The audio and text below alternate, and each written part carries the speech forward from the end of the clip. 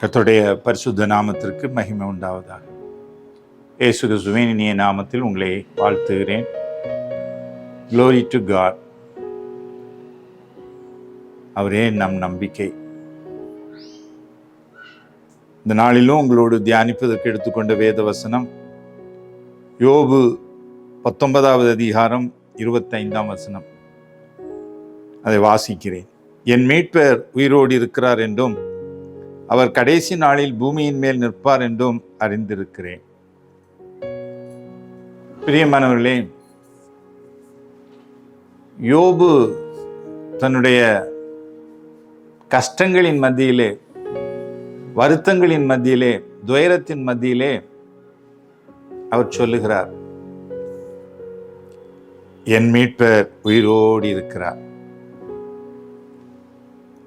என்றும் அவர் கடைசி நாளில் பூமி மேல் நிற்பார் என்றும் அறிந்திருக்கிறேன். தேவனை அவர் அறிந்திருந்தார். அவர் உயிரோடு இருக்கிறார் என்று சொல்லி விசுவாசித்தார். அவரோடு ஒரு ஐக்கியம் இருந்தது, ஒரு நம்பிக்கை இருந்தது, ஒரு விசுவாசம் இருந்தது. நம்முடைய வாழ்க்கையில நாம் எந்த தப்பும் செய்யவில்லை, குற்றமற்ற ஒரு நிலையில்தான் நான் வாழ்ந்தேன். ஆனால் என்னுடைய வாழ்க்கையில பல துன்பங்கள், துக்கங்கள், துயரங்கள் என்னை தாக்கினாலும் அவர் எனக்கு உதவி செய்வார். ஏனென்றால் அவர் உயிரோடு இருக்கிறார். வேதம் சொல்லுகிறது, ஒரு மனிதன் மரணத்தில் கடந்து போனால் அவனால் தேவனை நினைக்க முடியாது. பாதாளத்தில் இருக்கிறவன் அவரை துதிக்க முடியாது. அப்படித்தான் வேதம் சொல்லுகிறது, சங்கீதக்காரன் சொல்லுகிறான். பிரியமானவர்களே, ஒரு மனிதன் உயிரோடு இருந்தால்தான் நமக்கு உதவி செய்ய முடியும். நம்முடைய வாழ்க்கையிலே மரித்தவர்கள் நமக்கு உதவி செய்ய மாட்டார்கள், உயிரோடு இருக்கிறவர்கள் தான் உதவி செய்வார்கள். வேதாகமத்திலே லூக்கா 15ஆம் அதிகாரத்திலே ஒரு நிகழ்வை நாம் பார்க்கிறோம். அது என்னவென்றால், ஒரு ஐஸ்வர்யவானுடைய மகனை குறித்து அங்கே சொல்லப்பட்டிருக்கிறது. என்ன சொல்லப்பட்டிருக்கிறது? அந்த ஐஸ்வர்யவான் உடைய மகன், அவருக்கு 2 குமாரர் இருந்தார்கள். அவர்களில் இளையவன் போய் தகப்பனிடத்தில் கேட்கிறான், என்னுடைய சொத்துக்களை பிரித்து கொடுங்கள் என்று சொல்லி கேட்கிறான். பொதுவாக தகப்பன்மார் அப்படி கேட்டால் உடனே பிரித்து கொடுப்பதில்லை. அதுதான் இன்றைய உலகத்திலே நாம் பார்க்கிறோம். ஆனால் இந்த வேதாகமத்தில் சொல்லப்பட்டிருக்கிற அந்த ஐஸ்வர்யவான், அந்த தகப்பனார் கேட்ட உடனே தன்னுடைய சொத்துக்களை பிரித்து கொடுக்கிறார். அவன் அதை கொண்டு போய் செலவழித்து போடுகிறான். தரித்திரம் அவனுடைய வாழ்க்கையிலே. மறுபடியும் அவனுக்கு தெளிந்த புத்தி வந்த பொழுது தகப்பனாரிடத்தில் திரும்பி வருகிறான். ஒருவேளை அவன் திரும்பி வரும்பொழுது அவனுடைய தகப்பனார் மரித்து போயிருப்பான். ஆனால் அவனுடைய நிலைமை எப்படி இருக்கும் என்று சொல்லி யோசித்து பாருங்கள். அவனை வரவேற்பது, அவனுக்கு முத்திரை மோதிரத்தை போடுவது, நல்ல உடைகளை உடுத்துவிப்பது, பாதரட்சிகளை போட்டு அழகு பார்ப்பது, நல்ல விருந்தை உண்டு பண்ணுவது, இவைகள் யாவும் நடந்திருக்காது. அவர் உயிரோடு இருந்தபடியினால்தான் தன்னுடைய இளைய மகன் எல்லாவற்றையும் அவன் இழந்து வந்த பொழுதும் அவர் மனம் இறங்கி அவனுக்கு அதை செய்கிறார். அவர் மரித்து போயிருந்தால் அவனுடைய நிலைமை என்னதாயிருக்கும்? ஆகவே மரித்தவர்கள் ஒருவரும் யாருக்கும் உதவி செய்ய முடியாது. ஆகவேதான் யோபு சொல்லுகிறான், என் தேவன் உயிரோடு இருக்கிறார், என் மீட்பர் உயிரோடு இருக்கிறார், அவர் பிழைத்திருக்கிறார், நானும் பிழைத்திருப்பேன் என்று சொல்லி அவனுடைய துக்கத்திலே தன்னை ஆற்றிக் கொள்ளுகிறான். அவனுடைய வேதனையிலே தன்னை திடப்படுத்திக் கொள்ளுகிறான். மீட்பர் உயிரோடு இருக்கிறார். அவனுடைய வாழ்க்கையில் எவ்வளவோ துன்பங்கள், துயரங்கள் வந்தது. அந்த அவருடைய மீட்பர் உயிரோடு இருந்தபடியினால்தான் அவன் எல்லாவற்றையும் இரட்டத்தனையாக அவன் பெற்றுக்கொண்டான். கர்த்தர் அவனுக்கு ஒரு ஆசீர்வாதத்தை கட்டளையிட்டார். எல்லாவற்றையும் இரட்டத்தனையாய் திருப்பி கொடுத்தார். அவனுடைய வாழ்க்கை, அவனுடைய ஆயுள் நாட்கள், அவனுடைய குமாரர் குமாரத்திகள் எல்லாவற்றையும் திரும்ப அவன் பெற்றுக்கொண்டான். ஐஸ்வர்யம் எல்லாம் திரும்பி பெற்றுக்கொண்டான்.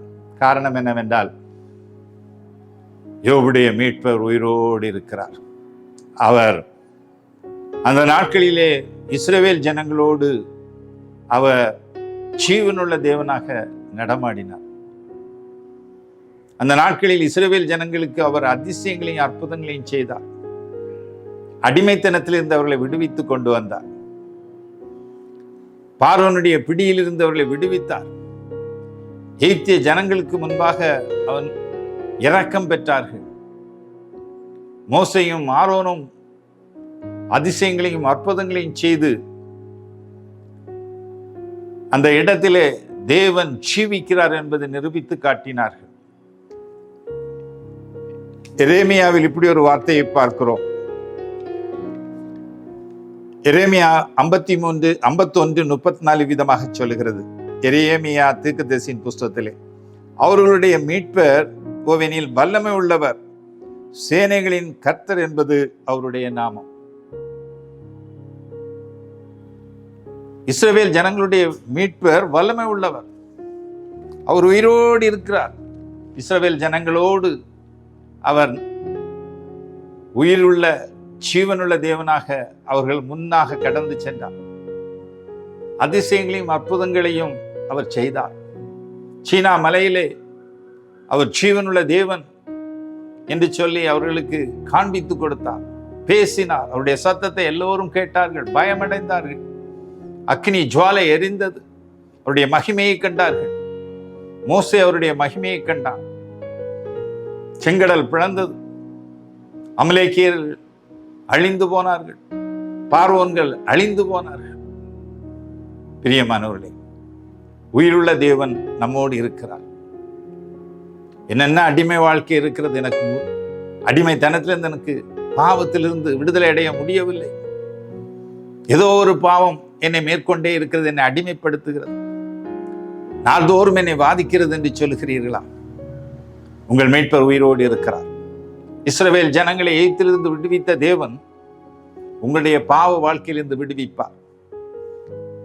என்னால் பரிசுத்தமாய் வாழ முடியவில்லையே, நான் ரட்சிக்கப்பட்டிருக்கிறேன், கர்த்தரை விசுவாசிக்கிறேன், அவருடைய கற்பனைகளின் வழியாக நான் செல்ல வேண்டும் என்று விரும்புகிறேன். ஆனால் பல வேளைகளிலே நான் பல காரியங்களுக்கு அடிமைப்பட்டு விடுகிறேன். கோபம் என்னை அடிமைப்படுத்துகிறது, எரிச்சல் என்னை அடிமைப்படுத்துகிறது. அதிலிருந்து விடுதலை அடைய முடியவில்லை என்று எண்ணுகிறோமோ? பிரியமானவர்களே, அவர் ஜீவித்திருக்கிறபடியால் அவர் பிழைத்திருக்கிறபடியால் நாமும் பிழைத்திருப்போம். அவர் இஸ்ரவேல் ஜனங்களுக்கு அடிமைத்தனத்திலிருந்து விடுதலை செய்தது போல இந்த நாட்களிலே, இந்த நேரத்திலே நம்மையும் நம்முடைய பாவ வாழ்க்கையிலிருந்து விடுதலை செய்வார். வழியிலே அமலேக்கியர்களை அவர்கள் ஜெயம் பெற்றார்கள். நம்முடைய வாழ்க்கையிலும் அநேக அமலேக்கியர்கள் உண்டு, வேலை ஸ்தலங்களிலே உண்டு, நாம் இருக்கிற இடத்துல உண்டு, நம்முடைய சொத்து சுகங்கள் இருக்கிற இடத்துல உண்டு. அமலேக்கியர்கள் வருவார்கள், நம்மை துன்பப்படுத்தும்படி வருவார்கள், நம்மை துயரப்படுத்தும்படி வருவார்கள். ஆனால் பாருங்கள், யோசுவா அவர்களை முறியடித்தான். அமலேக்கியர்களாகிய எதிரிகளை தேவன் முறியடிப்பார், நமக்காக முறியடிப்பார். சத்துருக்களை உற்று பார்த்தால் அவர்கள் இல்லாமல் போவார்கள். அந்த நம்பிக்கை, அந்த விசுவாசம் நமக்கு வேண்டும். பிரியமானவர்களே, இன்று அதை செய்வார்.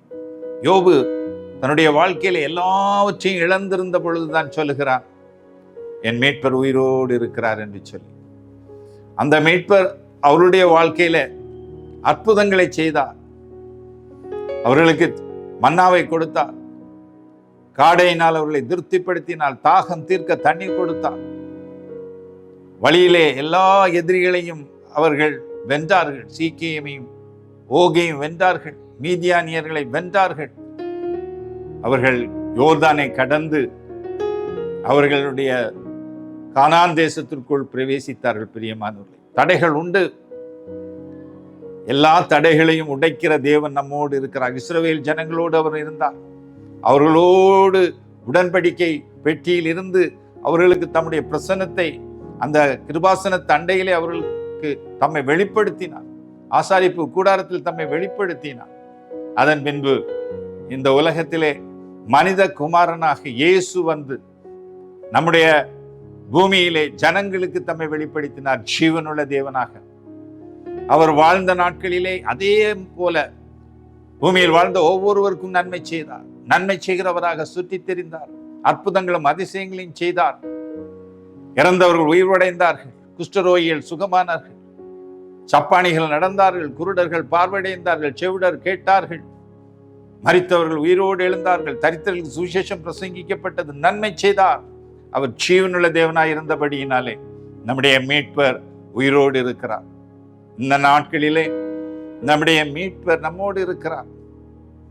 யோவான் 14 அதிகாரம், யோவான் 14 அதிகாரத்திலே சொல்லப்பட்டிருக்கிறது, ஒருவன் என்னில் அன்பாயிருந்தால் என்னுடைய வசனத்தை கை கொள்வான், பிதா அவனிடத்தில் அன்பாயிருப்பார், நாங்கள் வந்து அவனிடத்தில் வாசம் பண்ணுவோம் என்று சொல்லி இந்த நாட்களிலே அவருடைய வார்த்தையை நம்பி மீட்பர் உயிரோடு இருக்கிறார் என்று சொல்லி நம்பி விசுவாசித்து அவருடைய வார்த்தையின்படி, அந்த ஜீவனுள்ள வார்த்தையின்படி, ஆவியாயும் ஜீவனுமாய் இருக்கிற அந்த வார்த்தையை நம்பி அவருடைய ஆவியை பெறுவதற்கு நாம் விரும்பி நம்மை ஒப்பு கொடுத்தால் அவர்கள் வந்து நம்மிடத்தில் வாசம் பண்ணுவார்கள். இன்றும் அவருடைய ஆவியானவர் மூலமாக தேவனுடைய ரகசியங்களை வெளிப்படுத்துகிறார். தம்முடைய வழியை நமக்கு காண்பித்து கொடுக்கிறார். வழி இதுவே இதில் நடவுங்கள் என்று சொல்லி அவர் நமக்கு காண்பித்து கொடுக்கிறார். மீட்பர் உயிரோடு இருக்கிறார். அதை நாம் மறந்து போகக்கூடாது. பிரியமானவர்களே, கஷ்டங்கள் வரும், கவலைகள் வரும், தடுமாறுவோம். எந்த வழியில் போக வேண்டும், எந்த வழியிலே திரும்ப வேண்டும் என்று சொல்லி வேதம் சொல்லுகிறது. நீதிமொழிகள் 3:5 ஒருவன் வழியெல்லாம் நீ என்னை நினைத்துக் கொள்வாயானால் உன்னுடைய வாழ்க்கையை நான் ஆசீர்வதிப்பேன் என்று சொல்கிறார். உன்னுடைய காரியங்களை நான் ஆசீர்வதிப்பேன் என்று சொல்கிறார்.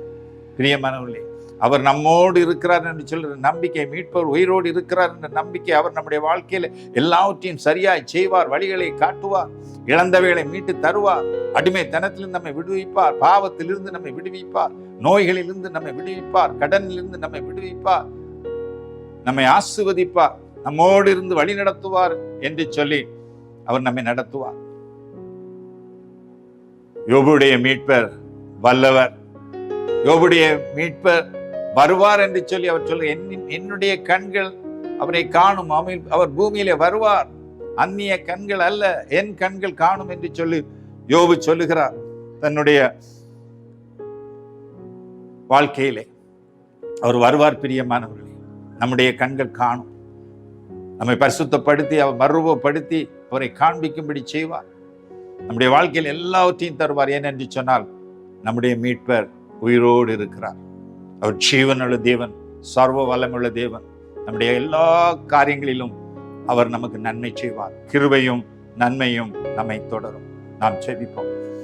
அன்புள்ள இயேசு சுவாமி, இந்த வார்த்தைகளை கேட்ட ஒவ்வொருவரும் மீட்பர் உயிரோடு இருக்கிறார். அவர் நமக்கு நன்மை செய்வார்.